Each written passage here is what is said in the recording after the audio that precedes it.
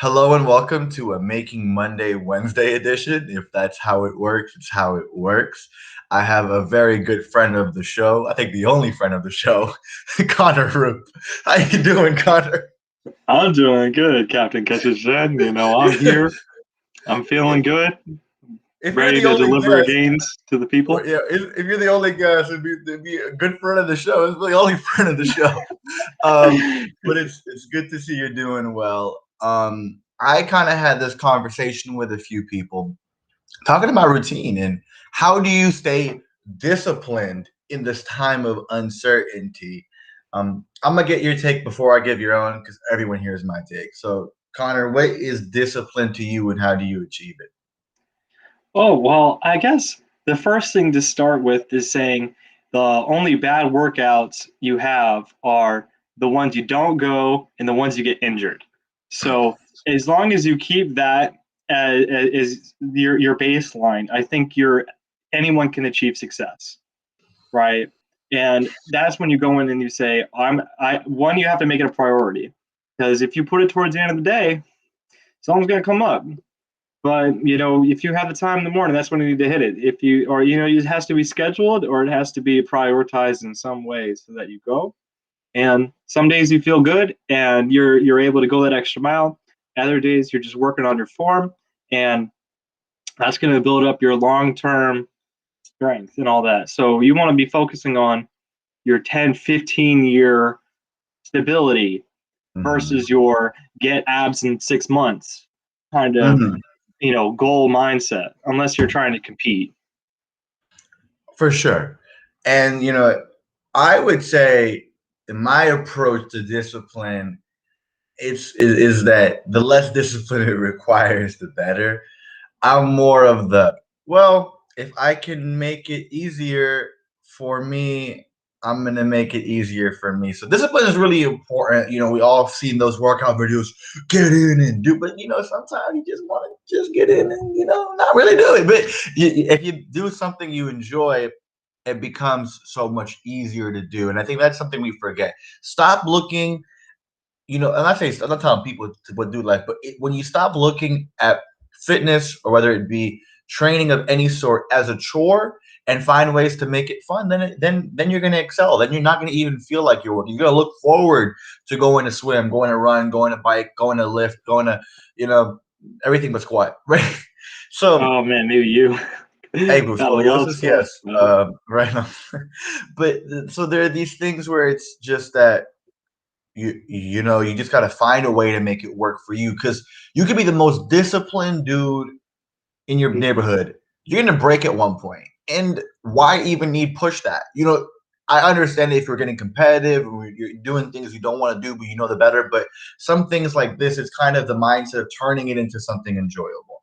Now, I want to talk about routine because how do you build routine in a situation that is constantly fluctuating and changing, um, with the health situation going on in the country, uncertainty of doing? How do you create a routine around that?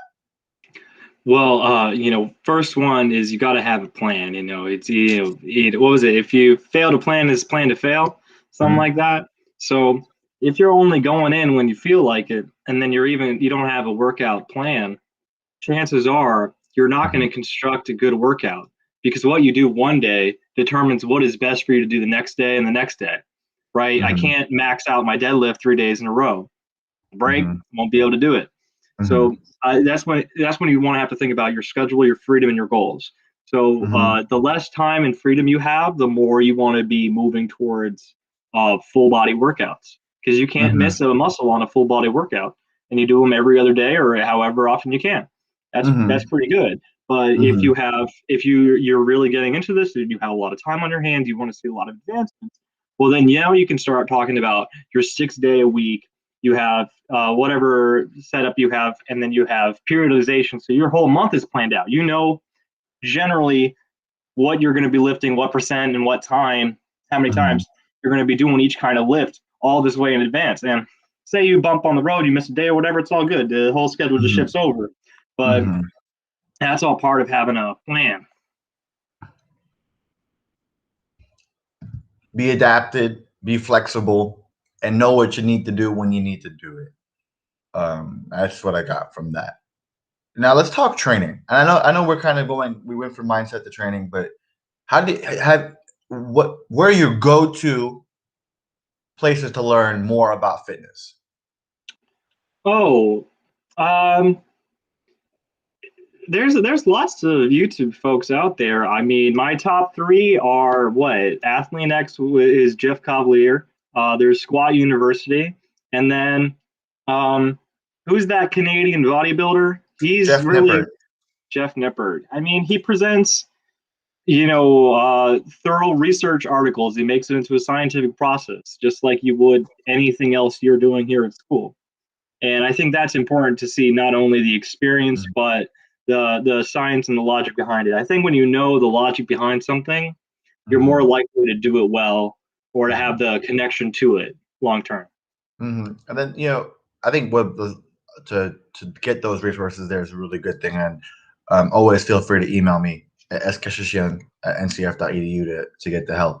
But now another question: we talk about dealing with routine, mental discipline. How do you work through an injury? Well, let me just tell you from personal experience, you got to take your time with your injuries. I messed up my ankle rolling down some bleachers, and later that workout, I'm just like, I could still work out. I'm just gonna do my push-ups with the leg up, and it's like, well, you're still running blood through it. It's not healing if you're tearing down muscles because now your energy is dedicated to repairing your muscles and not the injury. Or like just trying to push it, okay, give it a week, I'm good. It's like, no, no, it's not. You have to measure your injuries and recognize that. Hmm. If you're lucky enough to not, have like herniated disc where you can't, like be thankful and take the time to recover right the first time. And that's where you got to look into your physical therapy options, not necessarily paying for it, but you can do a lot of those things yourself. I think active recovery is super helpful. So stay active, do what you can, do lightweight. So when I messed up my ankle, I didn't go straight to squatting under the bar. But what I Hmm. did do is I did lots of body weight and other things in order to try to build up the muscles around my ankle so that I Hmm. would build that long term stability again. If I didn't touch it and then I just have muscle atrophy, well, there there's some things you want to maintain and other things that you have to recognize that you can't do. And Hmm. weight's a risk, but body weight, stretching, and all those sorts of exercises, that's you need that to build back up from an Hmm. injury. Yeah, and then the best way to work through an injury is not get injured. But it is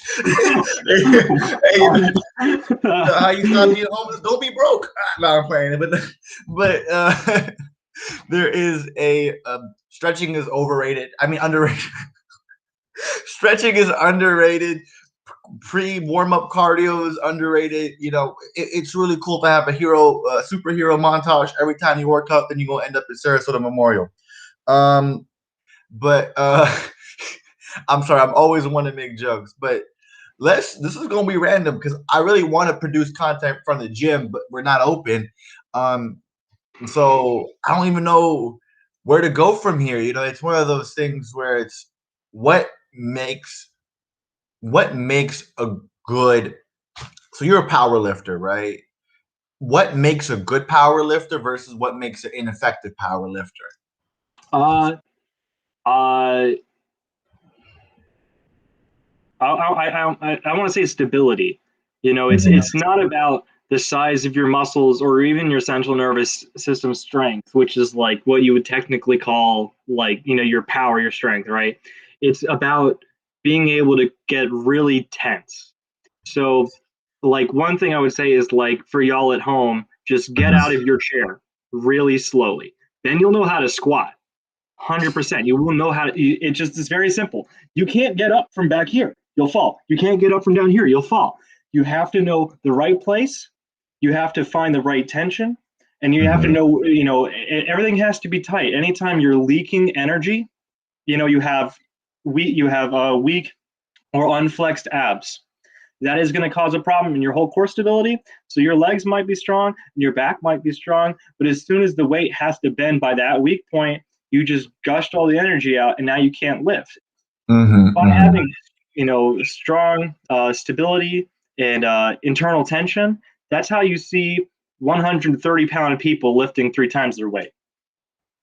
Yeah, it's always crazy to me. I be in the gym, I've been doing deadlift if I load 25 pounds on each side and be seeing some skinny dude outwork me to max. And it's always a difference between muscle utilization and like focusing on like utilizing all your muscle fibers versus like building more. Those are like the two different, like the different approaches to weightlifting. So you don't have to be Thanos to really put on some weight. You can do it either way.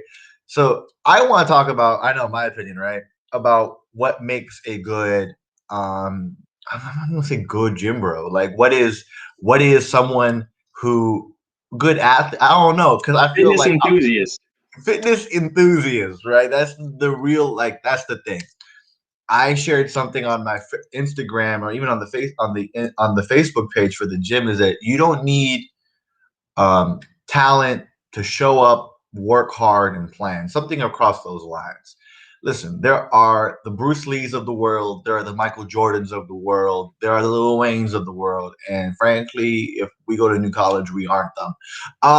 But there is something we can do to we may have best genetics, you may have a back problem, you may have something you're born with you can't control, but you can go in there every day and be consistent. Not every day, but whenever you need to go in there and be consistent. Do it the way you study. If it's health related and your doctor's telling you have to do some physical exercise to get better, recover, or mitigate the symptoms of your ailment, get in there and be consistent. If you want to pursue a fun fitness life where it's not even about being the best in the world, but just feeling like you can play sports, you can do the American Ninja Warrior, you can do whatever you want, feel comfortable in your own body. Yeah, show up. But your why needs to be bigger than the hit you're gonna get. I think what was Mike Tyson's quote about getting punched in the mouth? Someone like, get hit 6 times, get up 7. I, no, something Duck. about Probably should have ducked. you talk a lot of crap and you get punched in the mouth, right? Everyone talks a lot of crap, they get punched in the mouth. Your why needs to be bigger than the punch in the mouth, because there are going to be moments when you get punched in the mouth. Listen, I'm going to share this little personal story. I'm not sure if you heard it. 2 years ago, or actually a little over 2 years ago, I started my fitness journey. If you know about my Instagram, I always post about it. I know, right?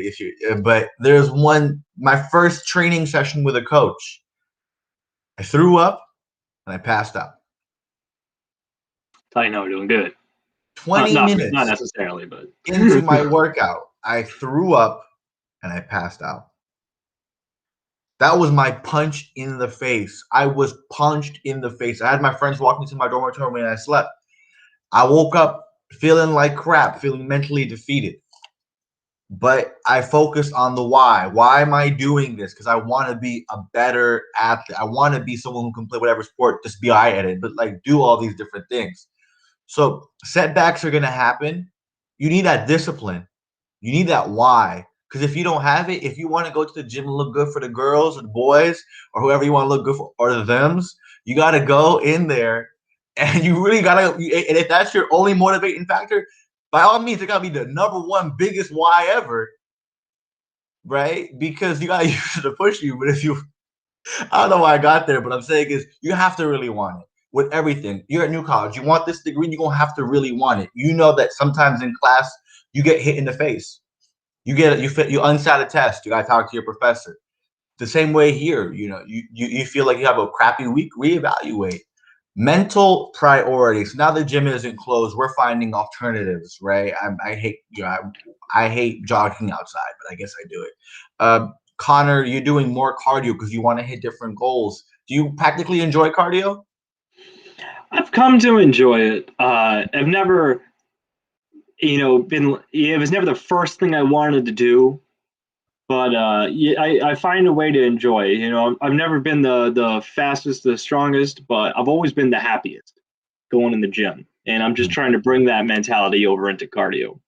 Mm-hmm. Mm-hmm. And then Connor still does it. You know, it's super important to him to reach his goals, and it may not be something he enjoyed. He's trying to find a way to enjoy it, incorporate them, but you're still doing it. I dislike with a burning passion working out legs. I do. I feel like there's been no way I've been able to find a way to like legs. I've been working out legs for 2 years, sometimes even twice a week. I hate it. But you still do it because sometimes when you can't make things easier for you, you just got to get up and do it. And that's it on mindset training. And it's a slow process. Push the same way you learn algebra, then you learn calculus. You go up slowly. You don't have to go all in and Hercules this stuff. You can say, well, this week I don't like doing this, so I'm gonna do this one thing I don't like.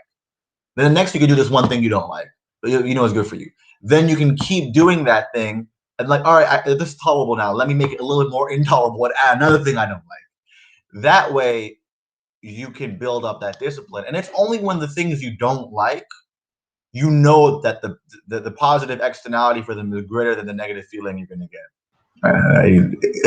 Econ terms. Yeah, I see you. It slipped out. All right, Rube. Anything else you want to add? I just want to say, I know we touched on it once before, but you will have so much more fun if you have good form. So much more fun. And that's not because of, let me just say, it is because you're going to be able to go farther. You're going to be able to push yourself. You're going to be able to see yourself in real time going the extra mile just because you told yourself you're going to do it. And you're going to feel like everything is coming into a good groove. And once you're in that groove, then you'll be able to enjoy it. It's like the runner's high. For sure. And that's super important. Let's get that high, y'all. Let's keep the form good. Let's keep the optimism high for our fitness center. I look forward to seeing y'all in person, hopefully sometime soon. Thank you so much for joining us today. I know it's a really weird time. Valentine's Day is coming up. I don't know why I brought that up, but if you try to hit, so you try to make it special, work out a little bit, get ready, get the stamina up. I'm surprised I haven't been fired yet. Bye now. All right. Thanks for having me. See y'all, everybody.